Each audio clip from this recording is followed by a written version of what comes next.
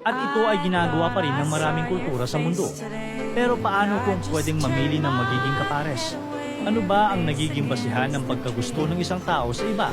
Ang sagot dito ay hindi ganun kadali. Maraming factors ang dapat isaalang-alang. Pinagsama-samang aspeto na biological, psychological at social. Una sa lahat, ang mga nagkakagustuhan ay madalas mga nagkakasama sa isang grupo. Laging nagkakaroon ng pagkakataong magkita, mag-usap o makatrabaho. Pwedeng magkaklase, magkabarkada o kaya magkapitbahay. Pwedeng parehas sila ng eskwelahan, opisina o kaya gym na pinupuntahan. Mahalaga dito ay yung malapit sila sa isa't isa at meron silang parehas na pinupuntahan o ginagawa.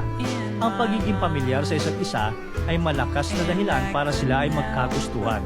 Ito ang dahilan kung bakit ang mga nasa long-distance relationship o LDR ay nahihirapang magpatuloy at nagkakahiwalay.